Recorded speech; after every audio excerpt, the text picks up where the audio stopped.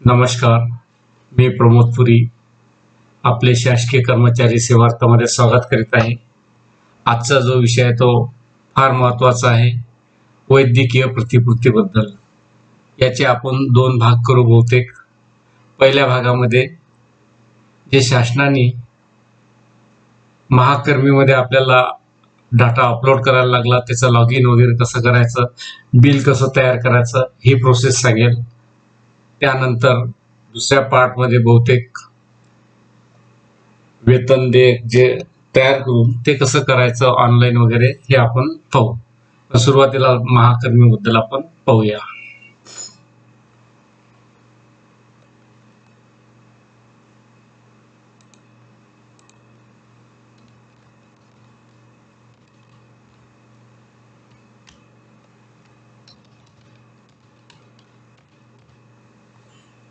महाकर्मी महाराष्ट्रामध्ये क्लिक केल्यानंतर आपल्याला महाकर्मी पोर्टल ओपन होईल.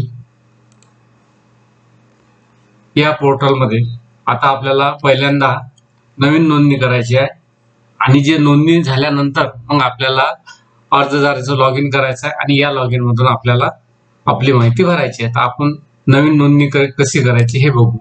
हे आल्यानंतर आपल्याला काय करायचं, आपल्याला पूर्ण नाव टाकायचं आहे, आपला सेवार्थ आयडी टाकायचा आहे, मोबाईल नंबर टाकायचा आहे, ईमेल आयडी टाकायची आहे, कार्यालयाचे नाव टाकायचे आहे आणि पदनाम टाकायचं आहे. बरोबर आहे. आणि कॅप्चा टाकून आपल्याला सबमिट करायचं आहे. बरोबर आहे. सबमिट केल्यानंतर पुढे काय करायचं, तर आपलं लॉग इन तयार होईल आणि लॉग इन तयार झाल्यानंतर आपल्याला बिल कसं भरायचं हे आपण पाहू. बरोबर आहे. आपण पुन्हा आता ह्याच्याप्रमाणे आपल्याला लक्षात आलेलं आहे.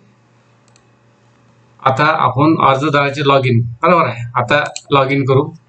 लॉग इन मध्ये आता आपल्याला आपला सेवार्थ आयडी टाकायचा आहे.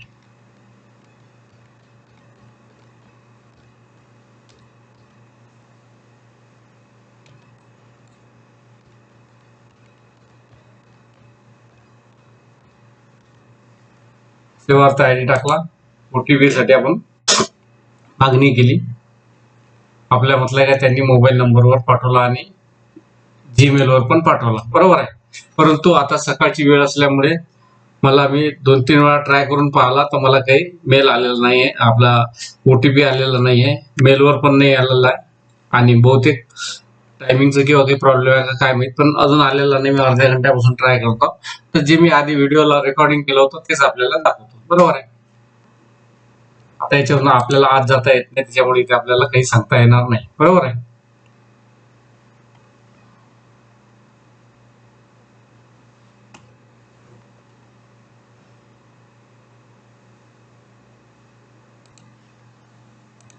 आता आपण माहिती भरायला सुरुवात केली. तर यामध्ये आपण ओटीपी टाकला. आपल्याला सेवार्थ ओटीपी आला. ओटीपी आल्यानंतर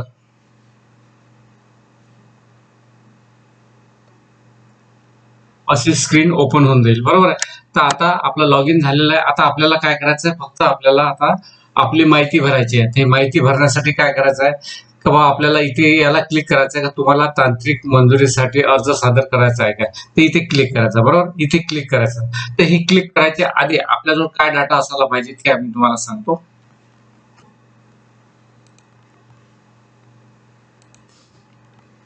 आता आपल्याला काय करायचं आहे, खालील जे 7 पत्र आहे स्कॅन करायचे आहे. तर आणि याची 1 MB पेक्षा कमी असायला पाहिजे. तर याच्यात काय पाहिजे, एक कार्यालयाचे जिल्हा शल्य चिकित्सक यांना लिहिलेलं पत्र, म्हणजे आपण म्हणतो कोणी काय यांचं वैद्यकीय देयक सादर करताय, आपल्याला त्याचं आधार क्रमांक नमूद करून द्यावं. बरोबर आहे. त्याप्रमाणे हे करायचं. नमुना सी आपल्याला भरायचा आहे. जो भरलेला आहे त्याची स्कॅन कॉपी करायची आहे. परिगणना जो तक्ता केलेला आहे त्याची आपल्याला इथं स्कॅन करायचे आहे. महानगरपालिकेचं नोंदणी क्रमांकाचं जे पत्र असेल दवाखान्याला ते आपल्याला इथं टाकायचं आहे. डिस्चार्ज कार्डचे आपल्याला इथे स्कॅन करून टाकायचे आणि इमर्जन्सी पत्र जे इमर्जन्सी मध्ये लिहिलं असते किंवा तात्कालिक इलाज करायचा होता वगैरे त्याप्रमाणे. आणि इतर पत्रामध्ये काय की औषधाची यादी, कुटुंबाचा तपशील याच्यात काही टाकलं तर चालेल, म्हणजे औषधाची यादी टाकून द्यायची याच्यात, बरोबर आहे. त्याप्रमाणे आपल्याला हे करायचं आहे. आणि त्यानंतर मग आपल्याला काय करायचं, आता त्या ऍपमध्ये आपल्याला मराठीत माहिती भरायची आहे, तर त्याच्यासाठी काय करायचं, कार्यालय प्रमुखाचे पदनाम काय आहे ते लिहून टाकायचे, बरोबर आहे. आणि आपण लॉग इन करताना पण पहिल्यांदा आपण जे आपलं नोंदणी करतो तेव्हा आपल्याला ऑफिस पदनाम आणि ऑफिसच नाव लिहायचं आहे, आपलं स्वतःच नाही. आपलं नाव वर राहील, नंतर कार्यालयाचे नाव, दवाखान्याचे नाव, रुग्णाचे नाव आणि आपलं ऑफिसचं नाव इंग्लिशमध्ये, आणि इंग्लिशमध्ये तिथे डायरेक्ट टाईप करता येईल, त्यामुळे काही प्रश्न नाही. तर हे एवढं आपल्याला असायला पाहिजे, बरोबर आहे. त्यानंतर आपण पुन्हा इकडे व्हिडिओमध्ये येऊ. याप्रमाणे आपण हे केलं. आता इथे आपल्याला माहिती भरायची आहे, बरोबर आहे. तर आता आपलं डिपार्टमेंट जे असेल ते आपल्याला इथून डिपार्टमेंट शोधायचं आहे. आता मी सार्वजनिक बांधकाम विभाग शोधतो, तर हे माझं सार्वजनिक बांधकाम विभाग इथे येऊन जाईल. एकदम खाली हे आलं सार्वजनिक बांधकाम विभाग, बरोबर आहे. त्याच्यानंतर आपल्याला जिल्ह्याचं नाव निवडायचं आहे. जिल्ह्याचं नाव निवडल्यानंतर तालुका येईल, थोडा वेळ घेईल. आता इथे तालुका आलेला आहे. आपलं अमरावती आहे तर अमरावतीची. कार्यालयाचे नाव जे आपण तिथे कॉपी पेस्ट केलेलं होतं एका ठिकाणी, ते इथे टाकायचं, कारण की इथे मराठीचं घेत नाही, बरोबर आहे. तर इथं आपल्याला कसं करायचं ते बघून घ्या.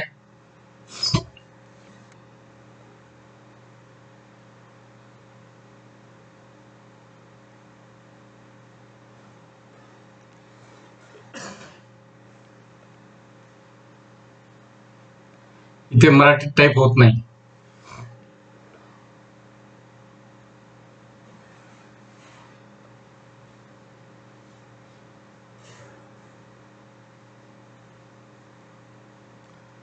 ते करताना जे प्रॉब्लेम आले तेच आपण इथे लक्षात घेतो, म्हणजे म्हणून तुम्हाला ते वेगळे वर्ड मध्ये दाखवून दिलं आपल्याला काय माहिती भरायची आहे, काय आधी तयार असायला पाहिजे.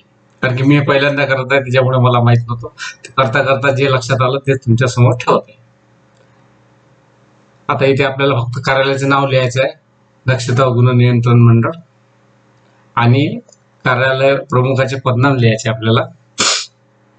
आता आपण जे सिव्हिल सर्जनला जे पत्र लिहिलेलं आहे तर त्या पत्राचा इथे आपल्याला क्रमांक टाकायचा आहे आणि तारीख टाकायची आहे. समजा कालच्या तारखेला आपण पाठवलं असेल, जे असेल ते तारीख आपण टाकली.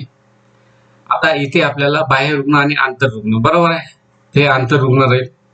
आता तांत्रिक मंजुरात कोणाला पाठवतो, आपण जिल्हा शल्य चिकित्सकाकडे, बरोबर आहे. आता आपल्याला स्वतःसाठी आहे की कुटुंबासाठी आहे, हे कुटुंबासाठी, बरोबर आहे. आता इथं रुग्णाचं नाव लिहायचं आहे, तर रुग्णाचं नाव आता इथं आपण इथं टाईप करू, कारण की आपल्याकडे नाव नव्हतं आणि तिथे मराठी टाईप होत नाही. त्याप्रमाणे आपण समजा घरच्या लोकांचं नाव लिहिलं, इथून कॉपी केली आणि या ठिकाणी पेस्ट करू. आता नाते इथे ड्रॉपडाऊन मेनू आहे, तिथून आपण हे केलं. रुग्णालयाचे नाव पण आपल्याला इथे टाकायचे आहे, बरोबर आहे. इथे नाव नाही आहे तर आपल्याला इथे नाव टाकायचं आहे.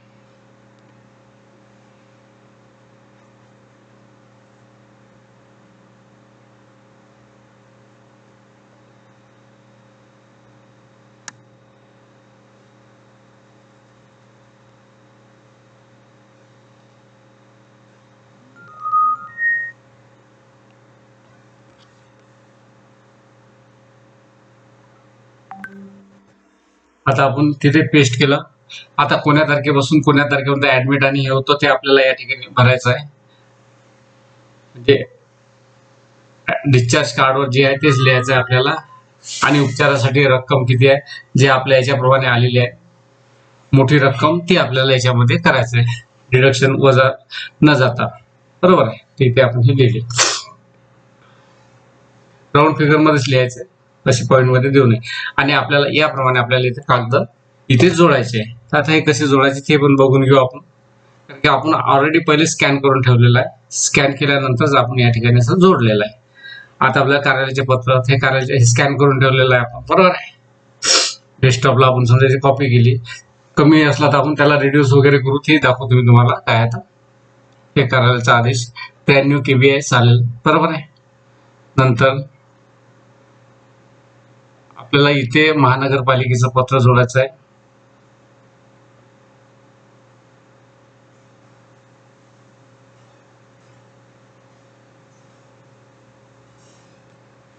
अमरावती महानगरपालिकेचा आपण या ठिकाणी जोडलेला आहे. डिस्चार्ज कार्ड जोडायचं आहे आपल्याला. डिस्चार्ज कार्ड 967 KB आहे तर चालेल. फॉर्म C पाहिजे आपल्याला.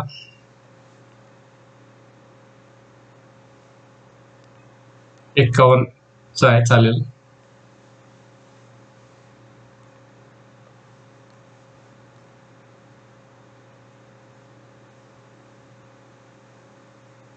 परिगणना तक्ता टाकला.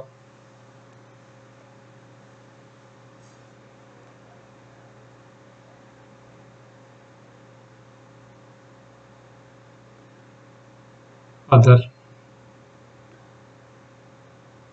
आता आला तर इमर्जन्सी प्रमाणपत्र.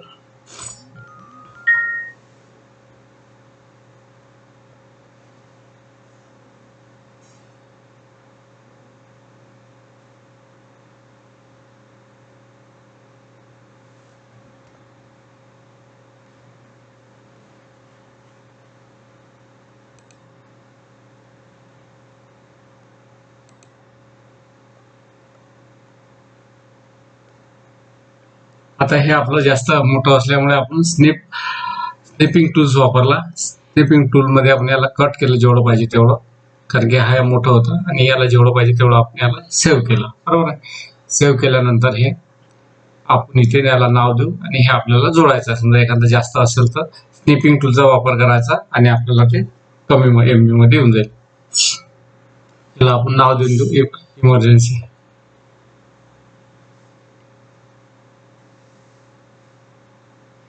दिलेलं आपण शॉर्ट मध्ये आणि सेव्ह केलं आणि हे आपण याला अपलोड करू.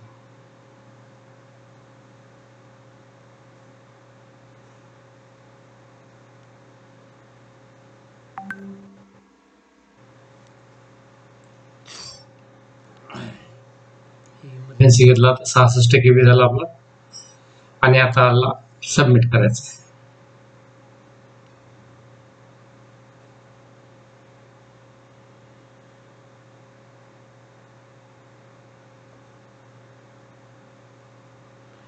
झालं. याप्रमाणे आपलं हे बिल सबमिट झालं. आता सबमिट झाल्यानंतर आपल्याला काय करायचं आहे का, इथून आपल्याला याची प्रिंटआउट काढून बिलासोबत आपल्याला जोडायची आहे. म्हणजे हे पण प्रिंटआउट काढायची म्हणजे काय होते का, कार्यालयाकडे अप्राप्त जे म्हटलेलं ते यांच्याकडे हा प्रस्ताव पाठवायचा आहे सिव्हिल सर्जनकडे. तर हे आपल्याला इथपर्यंत करायचं आहे आणि हे केल्यानंतर पुढे सिव्हिल सर्जनला हे पत्र आणि सर्व फाईल सिव्हिल सर्जन ऑफिसला पाठवायचं आहे आणि त्यानंतर मग आपल्याला हे सर्व आपल्याला इथं माहिती दिसेल.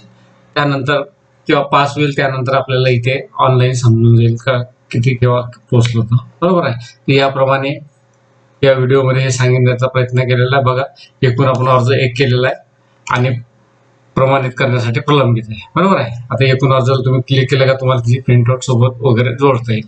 याप्रमाणे हा व्हिडिओ आपण हे केलेला आहे आणि यानंतर आपल्याला ऑनलाईनच त्यांच्याकडनं जे प्रमाणपत्र मिळेल ते आपल्याला या ठिकाणी मिळेल. आता एकदा मी तुम्हाला पुन्हा लॉग इन करून दाखवतो. होत असेल तर सांगतो नवीन याचं, नाहीतर मग आपण हा व्हिडिओ इथे संपतो.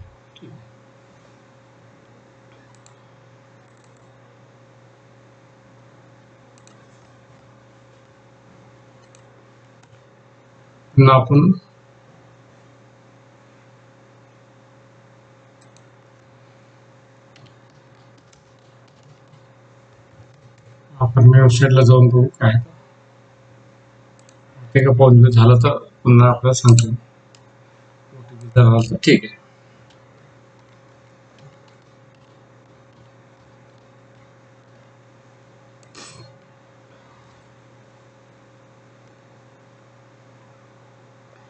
OTP आलेला नाही आहे समजा, आता अजून पण आलेला नाही आहे, मेलवर पण नाही आणि बहुतेक होऊ शकते यांनी टायमिंग वगैरे काही लावलं का काही सध्या माहिती नाही आपल्याला.